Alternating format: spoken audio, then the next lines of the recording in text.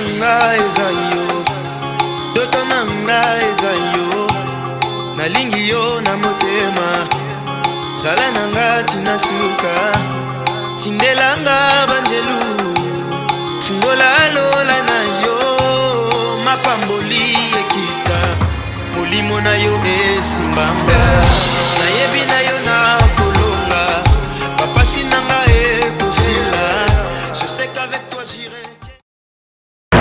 Ok, bon pour la vidéo bandeko balandi ya BTV3 donc chaîne bino bolina makasi na émission na biso RD Congo na ngai na yo ya biso nyonso vraiment na bandema na bino nde esalaka ngai na bino l'entre de la presse congolaise Nadège Bouteille na sala bino mosala kaka ndenge toyokanaki mosala ne kaka kitoko yango wana na émission na biso ya RD Congo na ngai na yo ya biso nyonso tokotika bongo te janvier lekela biso bongo il faut tobeta bongo solo ya mboka yango wana tosepelaki lelo kokita na siège ya SID parti cher ya mwana mboka Martin Fayulu donc toza a vraiment na secrétaire général na ye tomeka kosolola vraiment masolo etali mboka et puis oyo etali parti SID vraiment restez branchés sur BTV3 secrétaire général ya parti SID. Bonjour secrétaire général monsieur Devos. Bonjour maman Ngai. Ok. Bonne année. Bonne année. Merci. Donc Mboula est là. Ok, merci papa. Ok papa, bonne santé, bonne SID, ça peut la biso maman Zamba Salangolo. SID est un parti politique la biso. Kambami na mukonzi ba Congolais ba ponaka. Donc ça va là tout ce que na bitumba la biso chaque jour mais sinon problème est atteint. Ok, problème est atteint na SID ba bi bazali na bango kimia.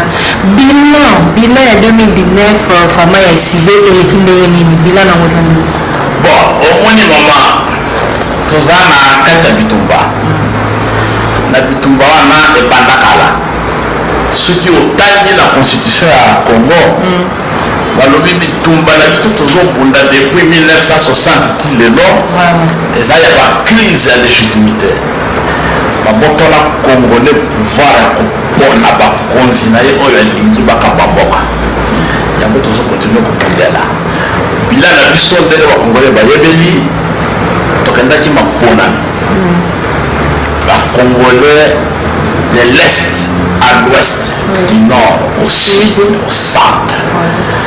Va voter, va poni président de la République na Bango, va poni va député provinciaux, na va député nationaux na Bango, mais na Tongo Moko. On dirait la période il y a Léopold II. Moutoumoko à la Mouti. Alobi bino bazoba bokendaki kovote bato oyo ngai nalingi te azwi vote ya peuple mobimba atie pembeni abandi kopona bato na ye oyo alingi basala mama na ngai yango lelo toza le 4 janvier date oyo tozose rappele 1959 bacongolais batelema bakoko na biso bakufa baloba trop c'est trop il faudrait tout se libérer na bowumu ya bamindele babunda na 59 tozalaka meme bana 5 universitaire na mboka oyo mais bapapa oyo batanga université te batelema occasion de rien ils ont renversé les régimes les plus répressifs de son temps ya babelge bakonduire biso na indépendance tosali élection toponi lumumba na kasavu mama lelo tozose rappele gloire ya bakoko na biso wana ndenge nini balibera biso na bowumu ya bamindele mais lelo olie tozala fier na nation de liberté et de démocratie bayebi biso léopoldin mosusu ya mwendo kombo na ye kabila juste là Kabila azaka Léopold malgré mama na ngai mboka oyo tokosa yo te banda bourgmestre administrateur de territoire jusque na président de la république oyo aza en fonction nomination 100% ya Kabila tala ndenge tozongi lelo tokomi na 1959 61 ans après 61 ans yango oyoki na message ya vœu ya mokonzi ya mboka oyo bakongolais baponaki commandant du peuple Martin Fayulu Madidi alobi année oyo eza année ya libération ya peuple congolais.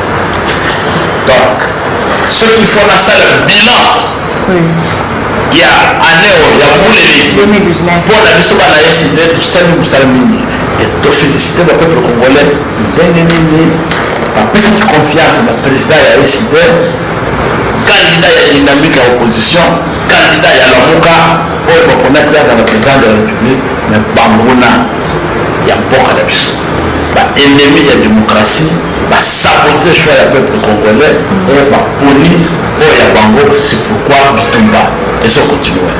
Ok, bitumba ezokontinue na mboka yango tozonga na motuni ndenge olobi mwana mboka Martin Fayulu alobaki ke année oyo 2020 eza année ya libération omoni mpe ekoluka bamakambo wana nyonso yango ezocreye kaka baproblème na mboka pourquoi pas etaki congolais mwana mboka oyo alingaka ekolomi alingaka peuple congolais avanda azela 2023 bongo akontinue abandela so na maponami mama na ngai oyebi soki motu amoni yo zoba eke yo ndimi buzoba okomi zoba mpe na kolukaki yango ndima kaka bozoba po totala kaka ndenge ezokende na mokili mama toza na biloko misala oyo babombaka jamais eloko ya liboso toza na soleil tu ne peux jamais cacher le soleil quelle que soit la longueur de la nuit le soleil finit par s'élever eloko ya mibale sanza la lune on ne cache jamais la lune ata soki babrouillard esali ndenge nini sanza ebimaka ya misato vérité mama bayemba epa na biso ke vérité eyaka na escalier me lokuta eyaka na ascenseur me suka na suka vérité koya vérité nayaki milinga mama bomba na yo moto me milinga okokwaefunda elobima ya kokoma ekolaka te vérité mbula na mbula depo ebanda vérité ezaka vérité yango biso tolobi soki bato mosusu bandimi ke batonga mboka na lokuta ndako tongi na lokuta eza ndako tongi na basable mopepe soki eye kokukana ekokwea yango biso tolobi tokokunda parce que tokondima jamais ke lokuta comme la vérité élection koya koya élection eye na lokuta 2023 ndenge bino bozokanisana ekozala égal 2018 eloko mokoki kochange te napesi ondakisa moto alamolakisi atandisaka akei kosalisa examen na moma ya surveillance nakangi mwana azotriche namemi ye signe pv to anile examen selon mibeko ndenge elobi okotriche na place te mwana atangi ngai na miso tout droit ayebisi na meprocès kitoko comment akoki okokanga ngai omebisi na nga mfi na ngai alors que tilongo atrichaki aza président de la république mama asimbi motu na lelo tilongo atriche akomi président de la république yo ozoya komebisela vi na ngai parce que nafungoli kaka ye natali réponse nabimi na somo sikoyo exemple nini tozopesa na bana oyo ya biso bazolanda soki tozwi moyibi totia yango comme mécanisme ya kozoka mokonzi yango pour que todétruire génération ekoya te pour que todétruire jeunesse na biso te todécide kobonde la vérité pour que un jour que nos enfants, nos petits-enfants se rappellent qu'au moment où il y avait des voleurs, des tricheurs, des fraudeurs qui se sont enrichis dans les mensonges, mais il y avait aussi mboka devese kitoko tolandi ndenge olobi donc yango nda peuple congolais ezolela toujours koluka koyeba vérité wana nde peuple congolais ezozala na kimia te toyebi te un an yango déjà mpo na ye moni mboka nde eyeni changement ekoti quand même malgré ezoloba kaka eza ya lokuta mais un an yango oyo tozokende déjà tozosisa yango déjà changement quand même na mboka ekoti tomona révolution ezozala baplace ezozala bourgmestre Kabila tika baza en place, député Kabila Noma baza en place, sénateur Kabila Noma baza en place, premier ministre, président de l'Assemblée provinciale, Assemblée nationale, président du Sénat, la président de la République Kabila Noma baza en place, armée généraux mis en place nyonso Kabila tika ezaka en place la justice magistrat procureur tout Kabila tika bazaka en place il faudrait yesaka ndenge mama changement oyo ngana koloba changement ekoti ebandeli wapi bato oyo baboma aussi timanga mama. Je me rappelle ce jour-là, je n'ai jamais fermé l'œil. Je me rappelle sa clôture après messe. Yewana aussi, Yewana on dit paf. À bas de réel, à bout portant. Moi, je vais dire que je me mis à l'hôpital. Quelqu'un t'a pris la couche. Ceux qui avaient tiré sur lui sont en liberté. Je ne vais pas parler de Thérèse Kapangala. Je ne vais pas parler de Floribert Chebeya.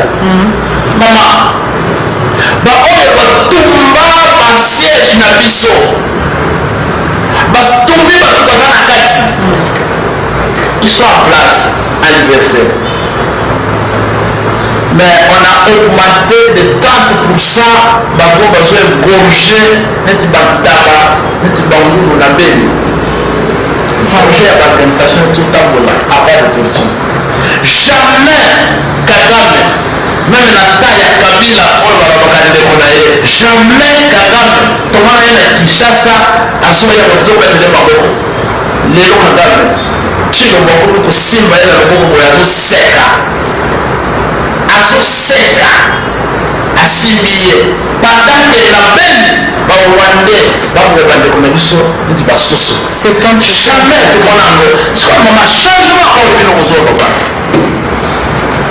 biso bana kobakisa bana na biso tozofuta classe batala 45 enfants selon les normes internationales de l'éducation par classe le tokomi na gratuité bakomi 120 batanga na babrique changement yango wana donc mama mboka ezongi nsima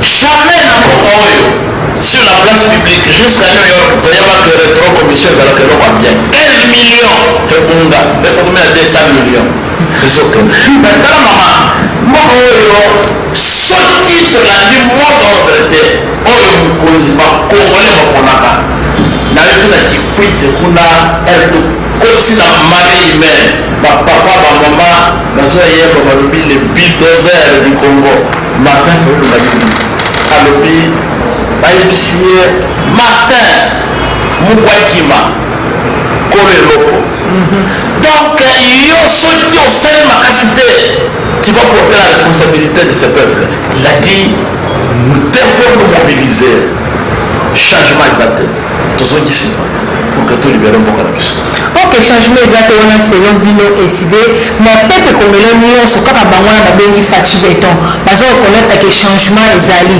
alobi totikela ye ton gratuité d'enseignement déjà ye malgré malema bango ezokende barégime oyo tomona te yango tokomi komona demi makambo ye wana likambo esalemaki epui aza mpe na prison soki toyebi te aza motu moko pour se diviser combien mpe akabola koto changement mayele ya kokamba mboka te tika samaka bokabola te tosala malembe bokabola te bango tokoyebisa yo kokende na baekole gratuité lelo ekomi médiocrité 120, 150 à classe moko. On dit que moi, dans ce cas là, de première primaire, à ce cas comme la universitaire, ma défaut à la bataille, calligraphie à Zanga, alphabet à Zanga, et qu'on a eu Tina Souka, avec ma français. Pour la première et deuxième à Rata, déjà par exemple, si Barata à Nemoko, donc le Korata à Mibadi. Dans l'entretemps, maman n'a pas.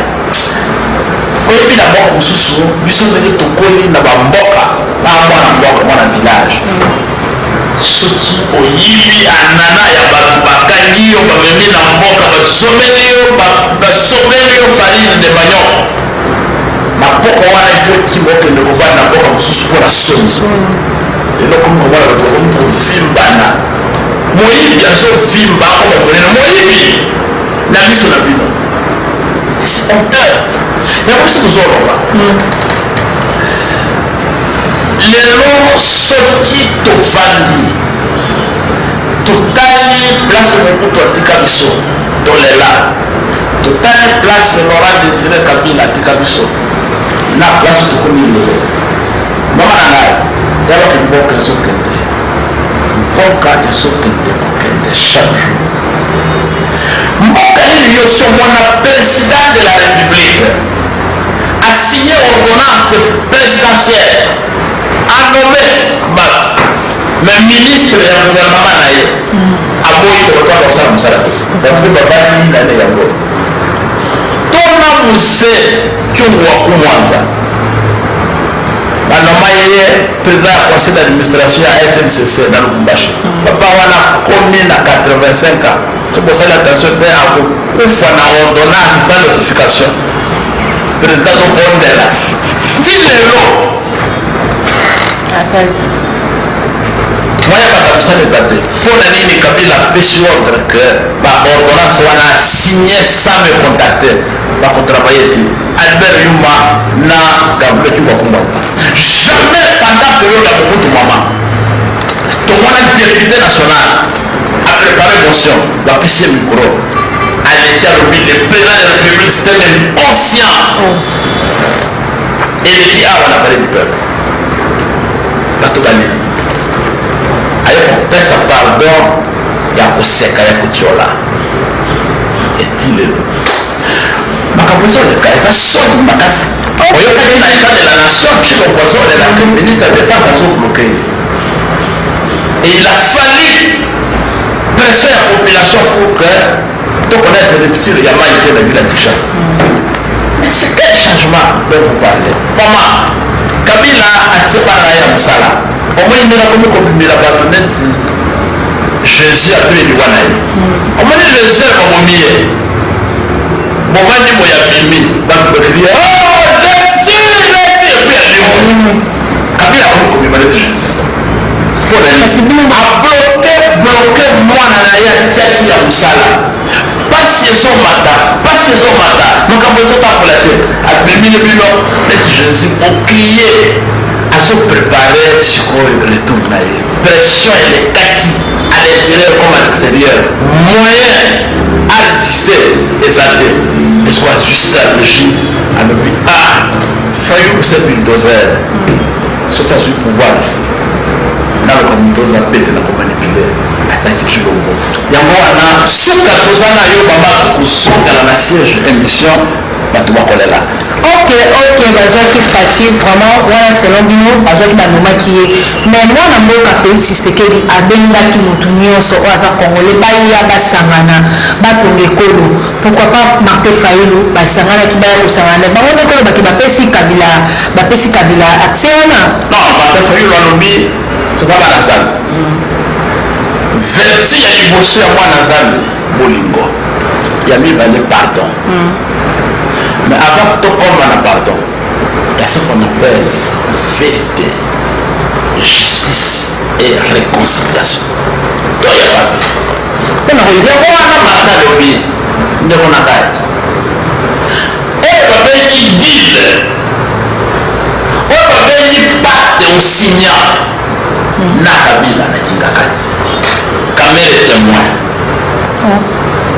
oyo dile wana soki osala erreur batindi batini babere rouge batini babere vert bamenace yo ke bakokotisa na cour constitutionnelle renoncer na dilo wana Martin Fayulu a réussi plusieurs fois renoncer na dilo wana 5 ans pardon na peuple congolais et regagner votre cas tosimbana totala konkuna il y a un seul ennemi de la République un seul adversaire yamboka na biso eza Kabila mama c'est parce que soki tokutanaki avant alinga nasala sacrifice na memayo na este otala tokasi kenda bawande bazokota na baarme basali terreur na bavillage banande baunde bandeko na biso babantu bakimi baye na batutsi baimplante et après okolaka kuna référence autodétermination pour que peuple par la peuple ne va se prononcer soki balingi baba na Congo ou bien république na bango bakokata mboka na biso tozosakana comme c'est chilombo fauteuil na tapis rouge pouvoir eza te bauti kokata Mali oyoki ke barebele wana koproclame indépendance bauti kokata Soudan sikoyo les projecteurs sont branchés sur la RDC. Partout la banda Ituri, Oye na Nord Kivu, Beni, Lubero, Masisi, Rutshuru, Okiti na Sud Kivu, toute la partie ya plaine ya Lusisi, Minembwe, Okiti na Tanganyika, pour la province Kabila Diaye qui n'a eu comme gouverneur. Tous les territoires sont contrôlés par le groupe armé sous l'influence des Rwandais et des Ougandais. Mimi usenge tali mwana Musenga eloko tozosenga eza nini eloko tozosenga eza moko barebele soit eza rebele bagroupe armé bango nyonso bana na soutien ya Kinshasa. Il y a des généraux qui sont les infiltrés rwandais qui sont à Kinshasa en train d'entretenir le tir ici son service du Rwanda et des Ougandais awa à Kinshasa.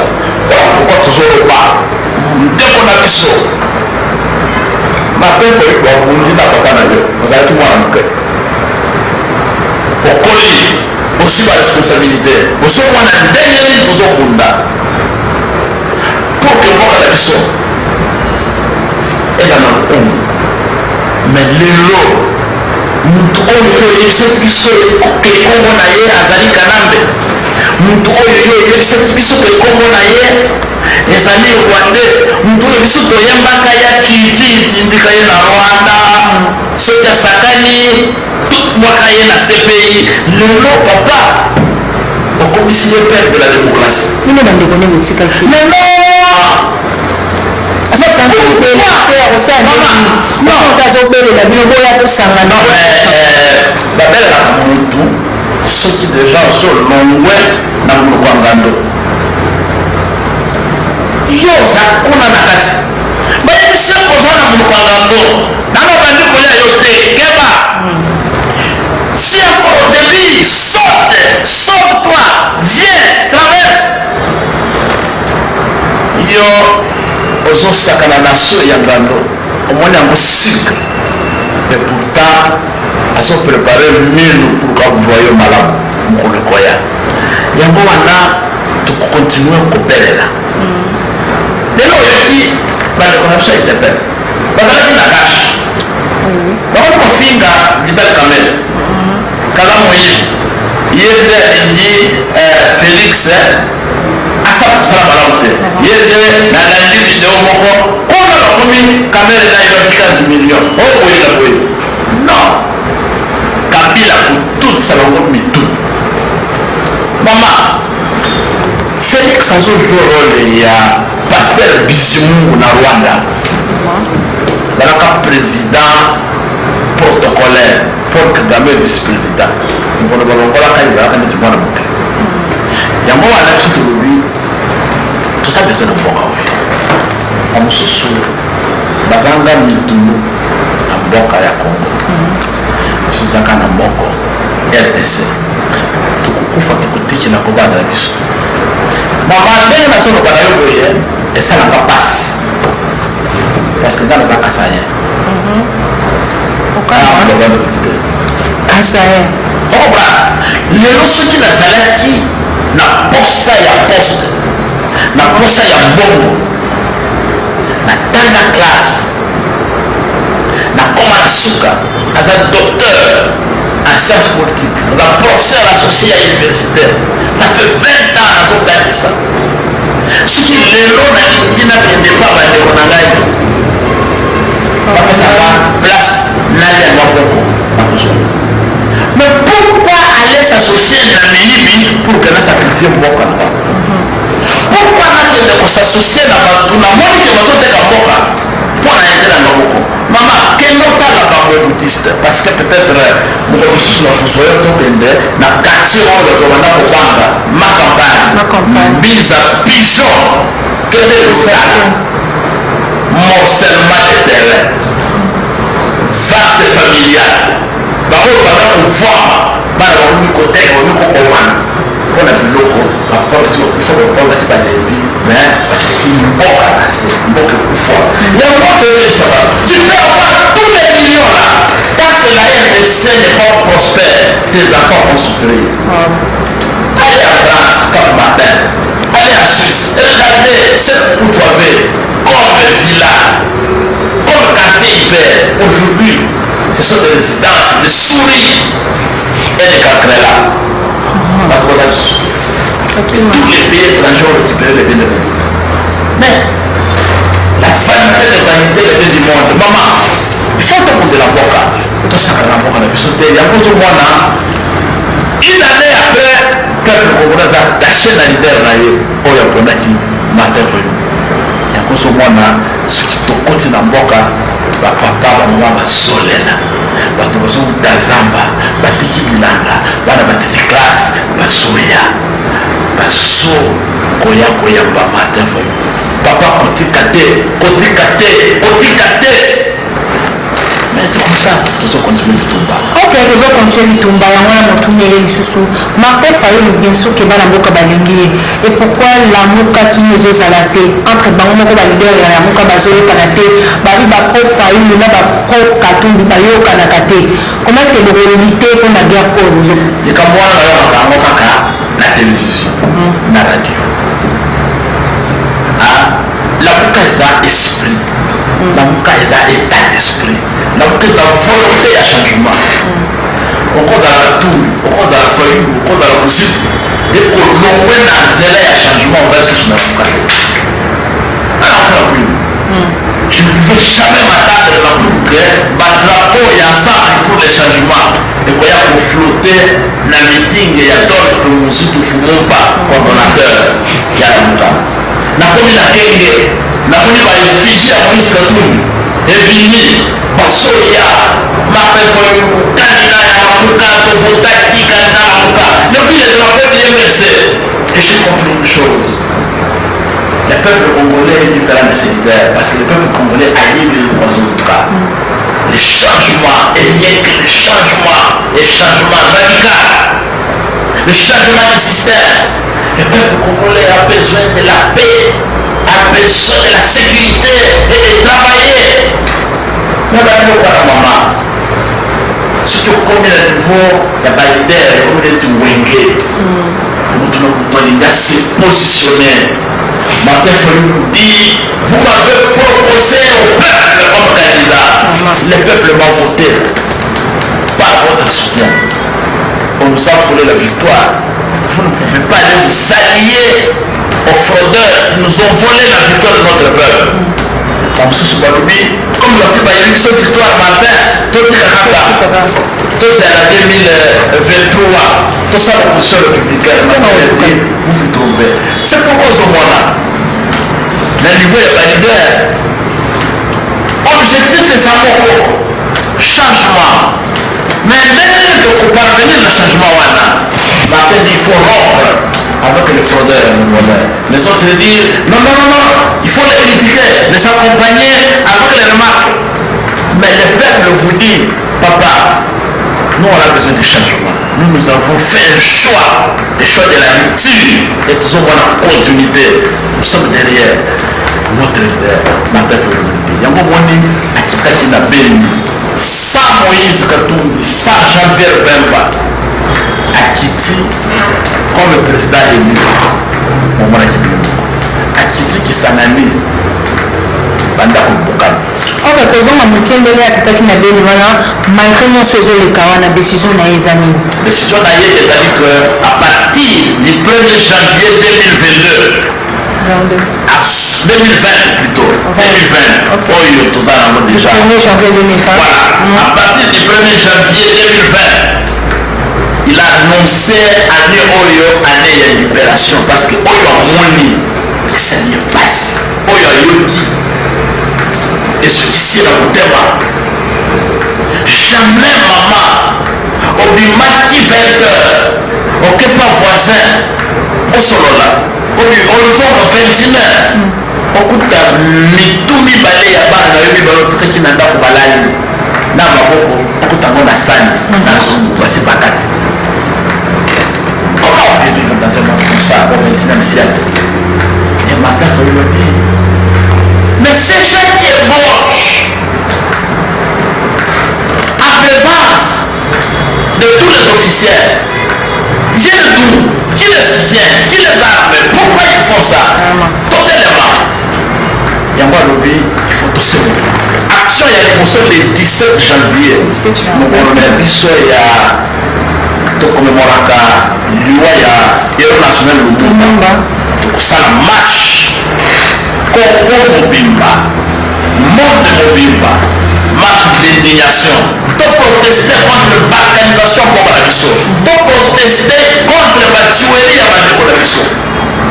Il faut que nous voyons le monde entier que le peuple congolais a apporté dans le peuple congolais, nous sommes unis et que personne ne pourra balkaniser notre pays. Ce pays, le Congo, le Lumumba nous a laissé ce pays intact.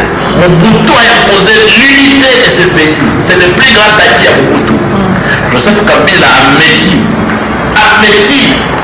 Nyonso amedi ye moko azwi résultat jusqu'à ce que anome mwana na ye ya mosala azokomeka azokoka te ekala mingi te ndenge biso totelemi mama na ngai tokotelema tokokontinue mboka mobimba tokosonga isiro na Otwele tokende na Buta na Baswele tokende na Bunya na Ituri tokende na Uvira na Sud Kivu tokende na Kalemi tokende na Fizi. On va marcher pour mobiliser le peuple pour dire plus jamais, alors plus jamais on sera les esclaves d'un individu et même pas d'un seul pays, d'une seule puissance. Nous sommes un peuple fier. À 59, il y a 61 ans, nous avons démontré à travers le monde que nous sommes capables de renverser les affaires. Et c'est bon aujourd'hui que nous sommes sur la mission. Ok, merci Papa Devos. Bon, en tout cas, tu as sur l'alternance une année en gros. Tout le monde a alternance dans la boca et belé, Angola, partout total à Ratarao. Ce que aussi, il faut faire tout on est à Bissoto, on est il faut fêter. Maman, d'abord l'alternance, c'est après, parce que Kabila, à la tête des masques, il y a Elonia Chilo, Kabila Zaka. Maman, ngana ça yebisa bino que ngana tangisaka science politique chef de l'état azalaka na institution misala exécutif tobengi yango gouvernement législatif tobengi yango parlement judiciaire cours et tribunaux parmi les trois là à part kiti fauteuil présidentiel yebisanga pouvoir nini tino oiseau contrôler parlement toutes les charges sont sous contrôle de Kabila. Gouvernement, le premier ministre est sous contrôle de Kabila. Le cours et tribunaux, quatre magistrats dans la procureur de Kabila Tikata. Tirero, qui aura 14 députés provinciaux de la ville de Kinshasa. Pour avoir un seul sénateur, il faut 4 à 5 députés. Dans le nombre, il y a pas de Kinshasa, il faut avoir 3 sénateurs. Comment la chambre il y a pas sénat, à ça dans mon côté. Kabila tout rasé. Non, il y a encore un tout seul là. Batika distraction. Aux gens qui m'ont voté là, et puis sur moi tapis rouge, Zolia pour distraire ma Congolais. On a besoin du vrai changement. Et le vrai changement passe par la destruction de la Kabylie. Qui l'ont fait aller en Europe à Kende, Kolobela, Bakouoi, Babana, Komabiso pour que pas lever ma sanction. Maman, tout le monde on dit que la cacher à travers la ville. Mais est-ce qu'à Mitouni, Batu Boni va coucher la Bakashowana, Batu Boni va Yoponi la Bakashowana, et Nanya pour répondre à Baoua Koufa. Sans jugement, nous avons des milliers de nos compatriotes qui sont morts dans des maisons à travers les quartiers, enfermés injustement. La DENA et d'autres services militaires et sécurité. Mais comment on peut gouverner, dire que nous avons une alternance pendant que on oublie tout confiné n'a pas cette terre parce que qu'on crée un problème. Ok, moi, mboka de respecter quand on a vraiment la sous-catégorie, message nous relancer dans le peuple congolais au Bazolanda. Tous les gens en janvier, le 4 janvier 2020, 42 année de la libération. Que message nous clair pour nous relancer la parole. Maman, message que nous avons lancé dans le peuple congolais, les apôtres moi dans Mboka Martin Fayou les commandants du peuple. Bana Congo babengi bulldozer oyo babukaka babeton Kabila asala na biskuit alobi année oyo eza année na biso ya libération. Il faut totalement tolakisa na monde entier que projet ya balkanisation Kabila tikaki na 18 à 55%. Dans 11 mois Chilombo abakisi 15%. C'est 70%. Il y a Mboka na biso basa sango baka bolango et 30% wale tikala. Il faut tout renverser et comme un mirage pour que l'unité ya Mboka na biso et songa ndenge marcher Mobutu atikakango. Il faut tout tellement le 17 janvier peuple congolais à travers le monde dans toutes les 26 provinces de notre pays, la diaspora, tous les pays du monde entier, solennellement démontrons à l'humanité que nous sommes un peuple fier, un peuple capable de se faire respecter. Et ce n'est pas aujourd'hui qu'un individu va nous retourner dans l'esclavage. Nous sommes dignes et nous serons dignes. Nous allons continuer le combat pour défendre notre pays. Peu importe ce que ça peut coûter pour nous. Ok, merci vraiment pour comme la souka ya émission ya biso ya lelo RD Congo na ngai ya yo ya moto nyonso vraiment ya congolais nyonso toyebi ke bino moko boyebi situation ezoleka na mboka vraiment tokocontinue toujours kosalaka baelema mpona mboka na biso po soki tolobeli mboka na biso te nani mosusu akolobela yango ngai bino l'entrée de la presse congolaise esi bino nyonso babonane na bino bonane na bino nyonso merci na bosi na ngai papa Pierre Alvis Nzamaka merci aussi na mon cordon papa Marc Doché Kweso vraiment merci na bino na confiance oyo bozopesa ngai tokutani mbala ya nsima na numéro 11 merci au revoir.